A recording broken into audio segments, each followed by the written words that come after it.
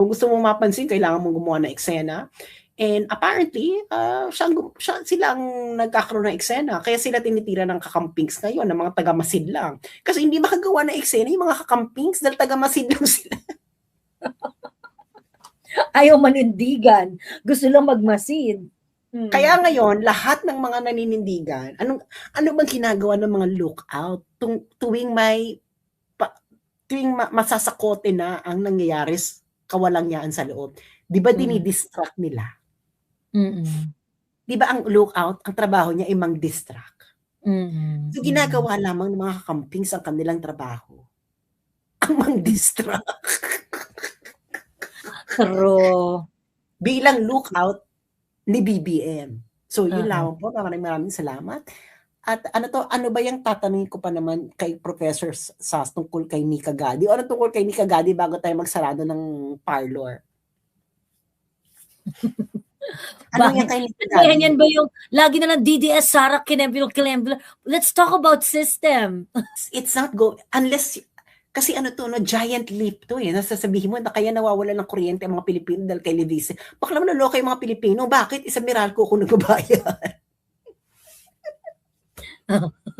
Nagigets niyo? Kaya hindi siya mararamdaman ng mga Pilipino dahil bakla sa Meralco sila nagbabayad. Yung actually, yung 0.5 na yun, kahit mawala yung entire solar, covered pa rin yun ng buffer eh. Di ba? Yun ang inaano ko eh. Bakla sa Meralco sila nagbabayad. Ang mga Pilipino, pag nawawala ng kuryente, ang nirereklamo nila, Meralco. Ngayon, kung yung Meralco sasabihin na, kaya kami hindi nakakapag-supply ng kuryente dahil kay Levice, diyan ka na ngayon, may case. Casey.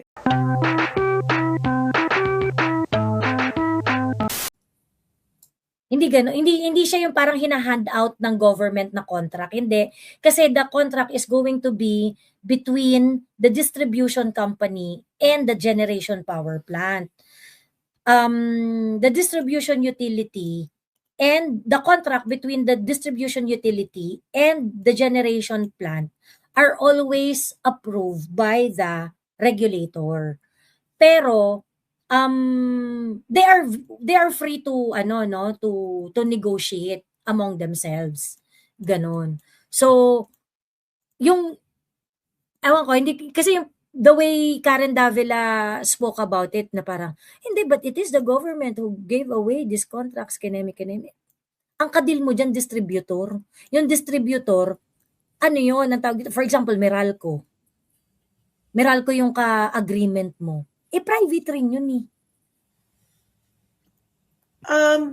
Magkaiba yung kadil mo ang government sa gobyerno nagbayad sa'yo.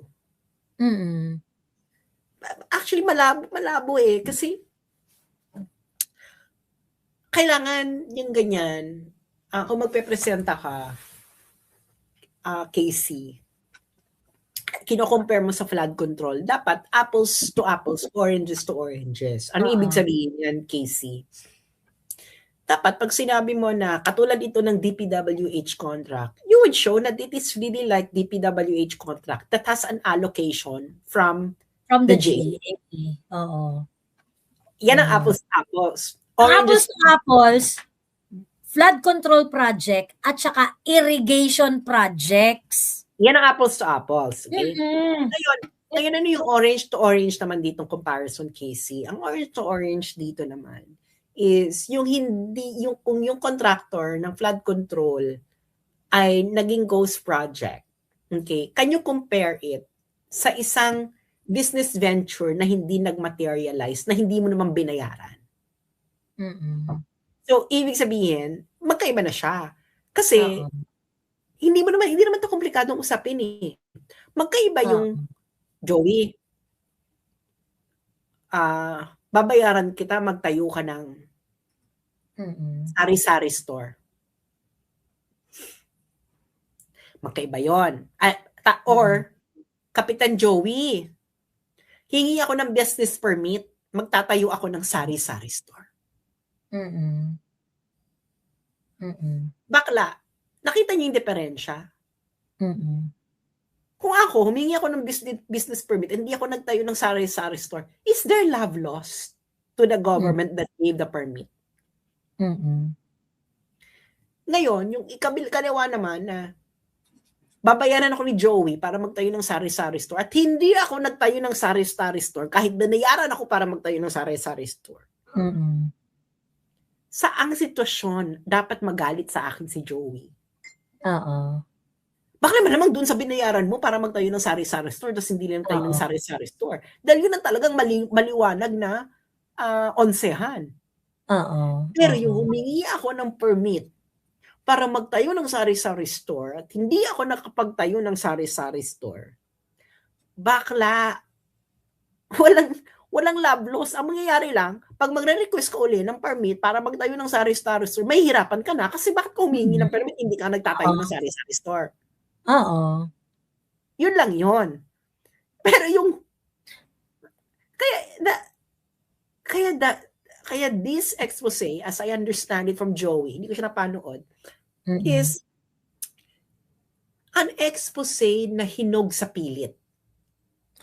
It is an expose directed. It is an expose that is very, very politically motivated and walang sincerity. Walang sincerity talaga. Walang sincerity. Ano ba talaga gusto mong ayusin? Gusto mong ayusin energy industry? Tangina, good luck. Good luck talaga.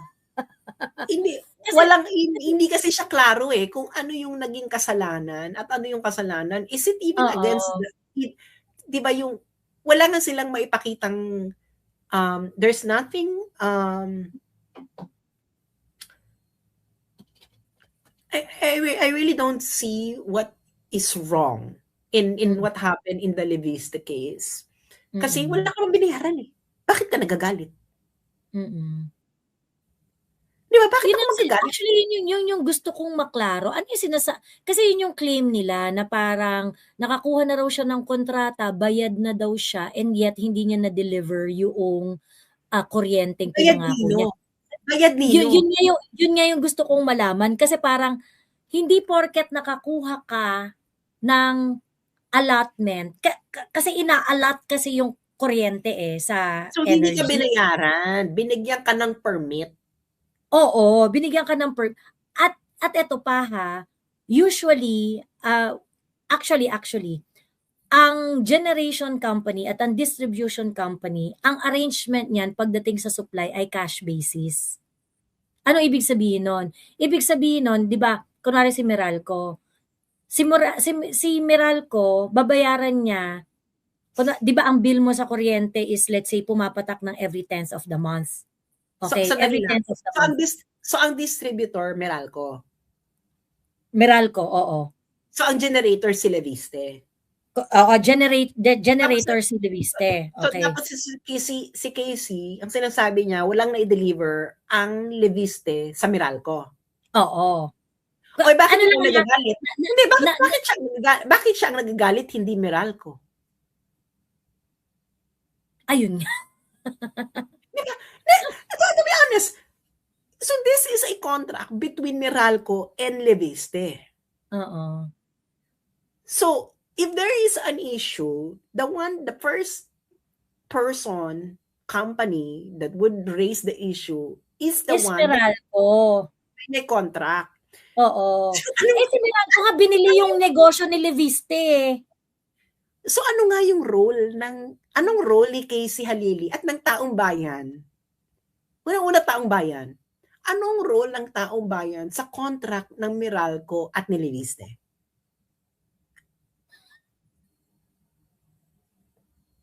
Wala. Because you didn't pay.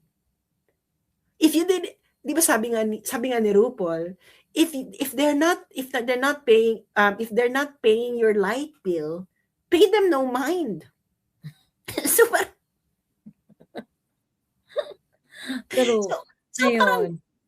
yun pa lang unang tatanungin ninyo, anong role ng taong bayan sa kontrata ng Meralco at ni Leviste? Madali lang sagot. Meron ba or wala? Kung wala, shut up. Oo. Tapos ngayon, ang ano kasi, ang naging diskarte kasi nito ni Leviste. Well, I am just parang trying to churi lang. Yung ang tawag dito, yung observation ko lang ba noong nasa energy industry pa ako. Ang si Leviste kasi talaga, sobrang viable talaga kasi pioneer siya, isa siya sa mga parang big player ng renewable eh. Solar. So Ng solar. ngayon, ng solar. So ngayon, ang ginawa nito ni Leviste, kasi pinagtataka nito ni Casey Halili na ba, but ang daming kontrata ni Leviste, kineme. Binag niya ang ganitong kontrata, binigay sa kanya ng DO. Bakla, merong competitive selection process. Yun nga, ang ginawa nga nito ni Leviste, yung mga bids niya, sobrang baba. Kaya marami siyang nakuhang kontrata. So ngayon, kaya yung chunk ng solar, napunta sa kanya. Hindi, I really think na, I think yung ginawa ni Casey Halili is, hindi niya binusisi yung mga kontrata. Ano lang siya. Bakit ang dami niya nabag? Well, una, bakit hindi, oo, complicated kasi talaga sa energy. And so, energy. Parang, like for example, yung mga generation like yung sinasabi ko nga yung mga undelivered energy industry. So, kaya meron kayong mga binabayaran dun sa universal charge. Hindi ko alam kung may universal charge pa ba ngayon eh. Meron pa yata. Pero yan yung reason kung bakit merong universal charge doon sa Meralco bill ninyo na hindi nyo alam kung saan. Dahil yun yung mga pinagbabayaran nating pagkakamali in the past. So,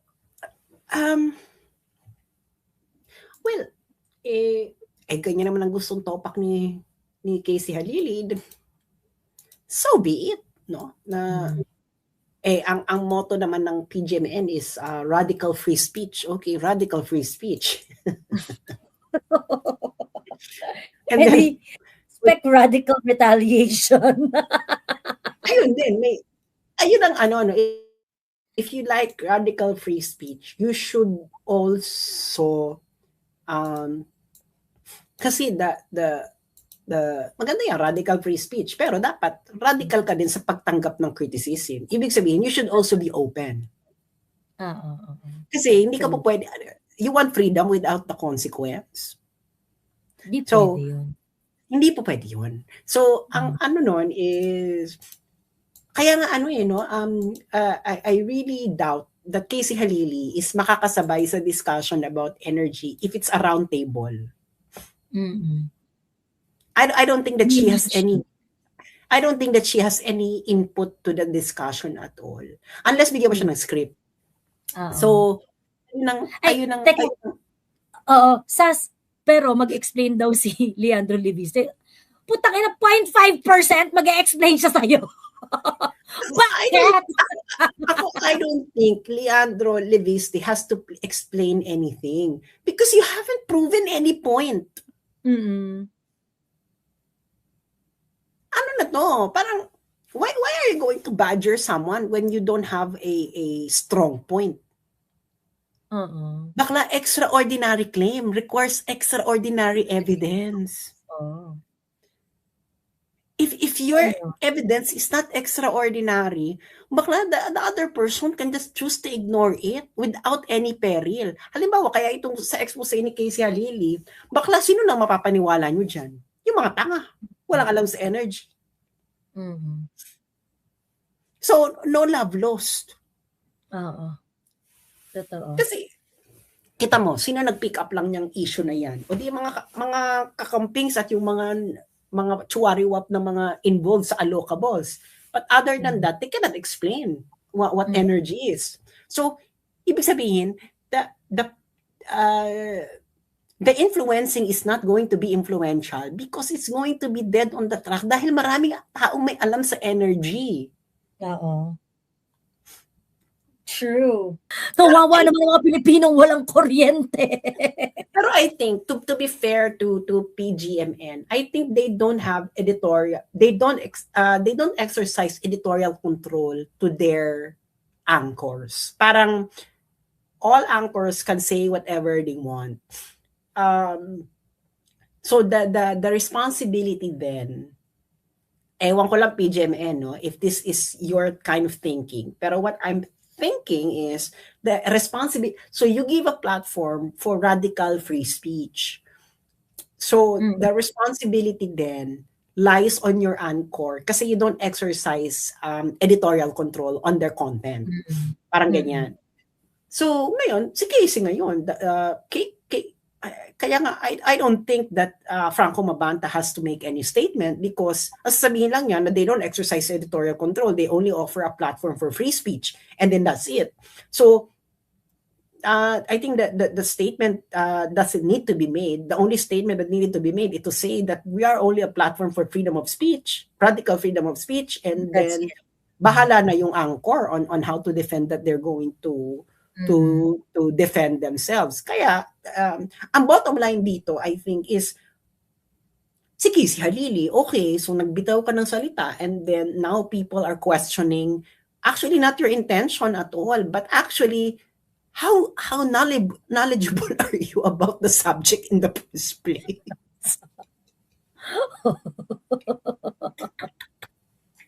Kaya nga, tinignan ang background. Ano bang background nito? May background ba to sa business? May background ba to sa ganito? May background ba to sa ganyan?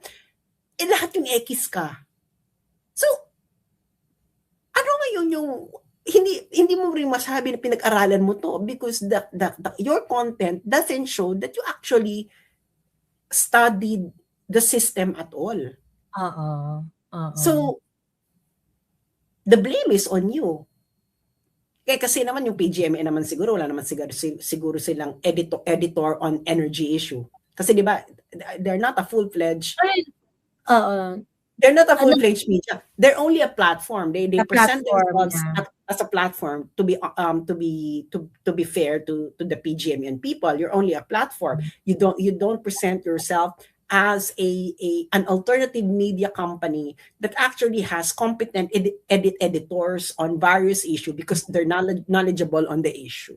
Like if it's energy, you have an editorial board focused on energy, or if it's science or whatever, you have an editorial board concerned. So it is just like chikahan ba? This is just a chikahan portion network. And they give a platform for open chikahan, which is a good in its own right, no? Pero yun nga lang, I think sumemplang dyan si Casey, and I don't think Leandro Leviste has anything to explain because no point has been made. If you're just going to say na prinsipe siya ng kadiliman, bakla, that's a 5-year-old way of discussing things. And alam naman natin, no, when we are doing social media, we're writing posts. Bakla, if you don't have any self-awareness on which of your posts requires answering and requires not answering, you don't understand what you're doing. Diba? Alam mo ako, hindi ko naman expect na every person na ay lampon or whatever will answer the lampon because it is a lampon.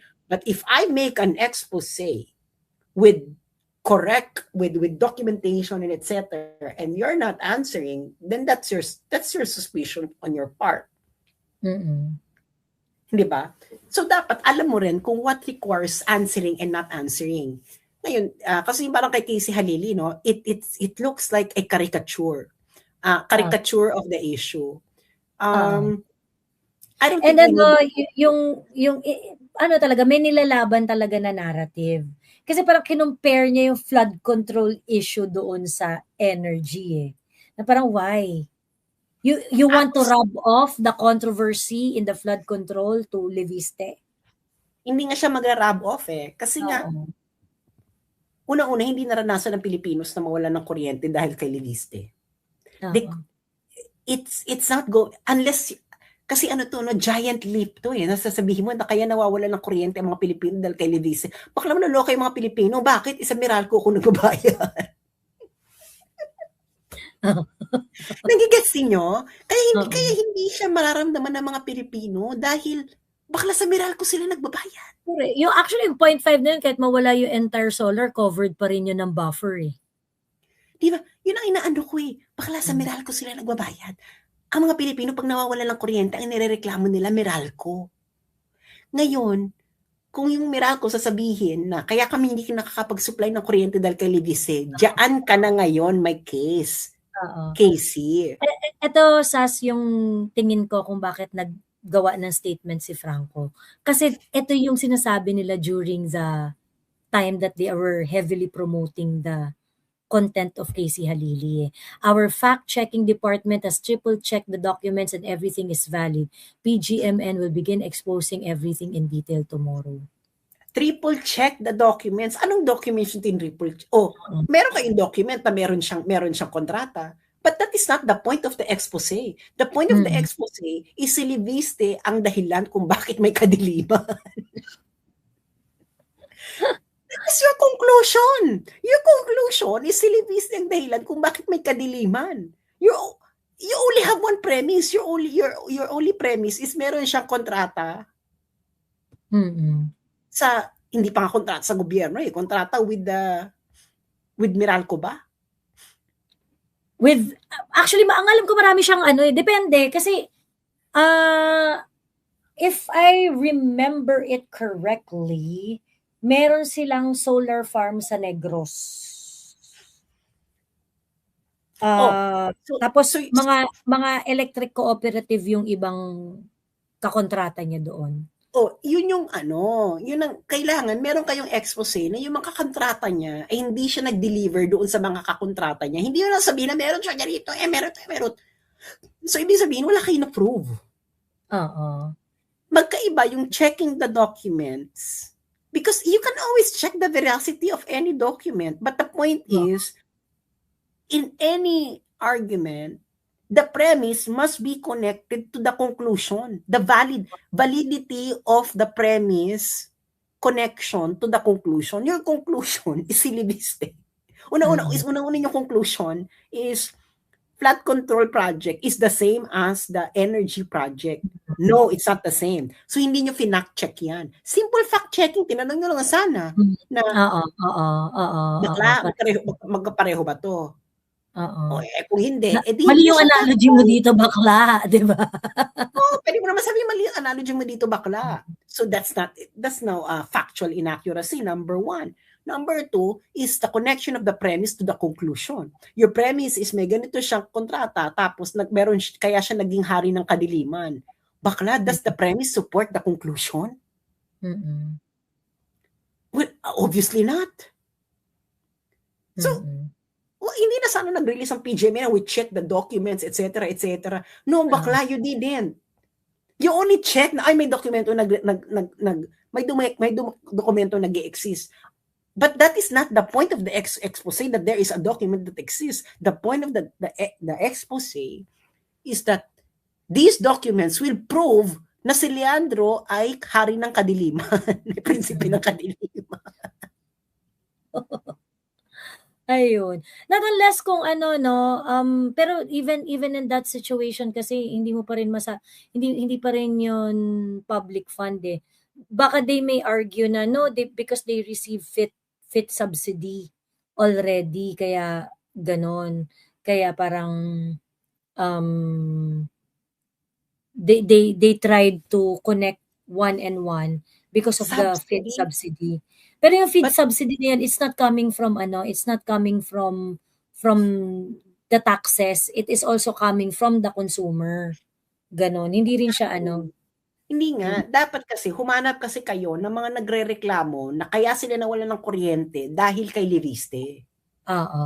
Yaalang tunay na merong support. Pero may document kaya nawalan ng kuryente. Baka hindi yung na-prove na nawalan ng kuryente. Kaya nakita niyo ang dami ninyong loose ends. Yung mga sinasabi niyong walang kuryente, baka wala yung kuryente kasi mga off-grid area. Ako ay nagpapaalam na and abangan na lang natin mga susunod na kabanata, no? The Leviste saga, ang tapang kasi ni Leviste kasi Leviste has his own money, hindi siya magugutom. Alam mo yun, kaya ang tapang niya. Kaya maganda yung laban ngayon na O sige, edi tanggalan niyo ako ng pera, hindi naman ako dito nabubuhay sa pagiging politiko. So parang ganyan. So kaya maganda yung laban ng buhay at ang tapang niya. And I really think that Laviste has a good future ahead of him. He should just stay on course and be consistent.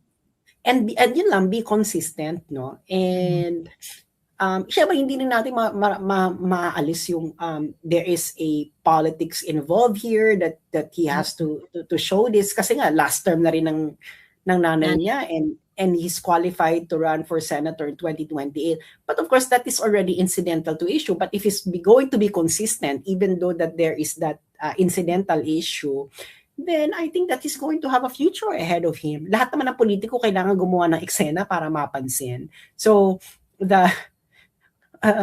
that's just Philippine politics. So kung gusto mong mapansin, kailangan mong gumawa ng eksena.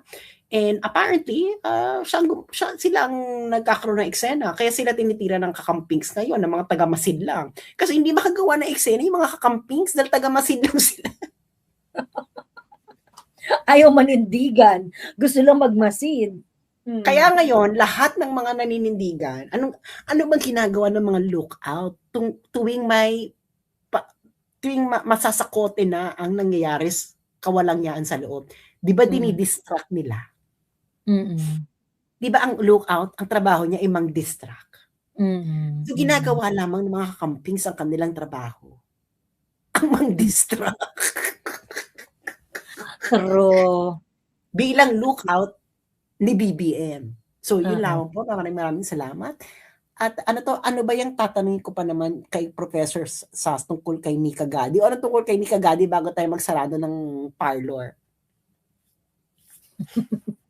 Ano yan kay Nika Gadi? Yan ba yung lagi na lang DDS, Sara, Kinembilo. Let's talk about system. Hindi, baka meron siya ibang hanas. Ano bang hanas ni Nika Gadi? Meron ba siyang hanas? Hindi ko alam. Oh, bakla, bago magsarado ng parlor. Si Kofuko 81. Bago tayo magsara ng parlor, anong tatanungin mo? Tanungin mo na. Ano yan?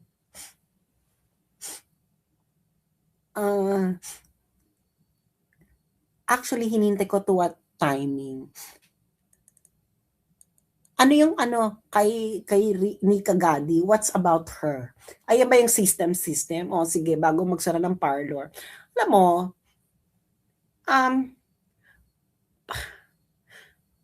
if you think that there is a missing conversation on social media and you think that it is about system, pag-usapan mo na lang, bakla. Dahil kung yan talaga ay kakulangan at maganda yung pagkakalatag mo at maniniwala si mga tao, bakla they will just naturally gravitate. They will just naturally gravitate towards you. Diba? Ganoon lang kasimple yun. Kasi, social media is a marketplace of ideas. And just like any marketplace, if there is a real need for the kind of conversation that you want, bakla, bubongga ka. Okay? Ngayon, kung wala namang real need, deadma ang mga tao. Ngayon, kung gusto mag-usap-usap ng system, siguro di mo muna anong ibig sabihin ng system. Dahil bakla, pag nakipag-usap sa iyo mga taong may alam talaga about systemic analysis at wala kang masagot, bakla,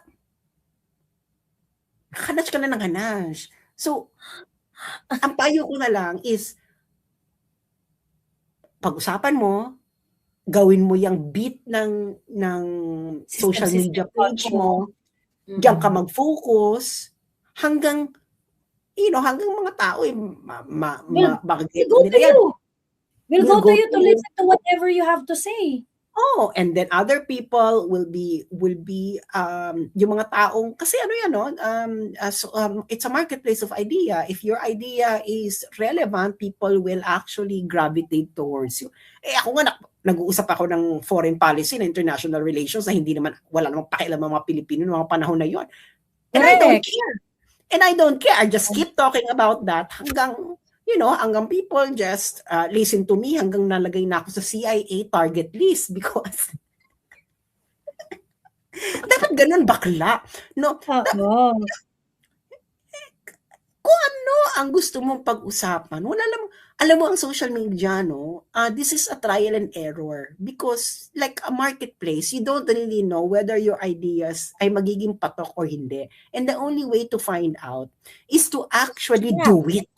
Correct. Oo. Just do it, Nika. O meron palang kakulangan. Sa tingin mo, ikaw makakapagpuno, go ahead. Will you'll never know, baka ikaw na ang maging ikaw na ang maging number 1 political blogger in the Philippines because may napunuan kang hindi napunuan ng iba.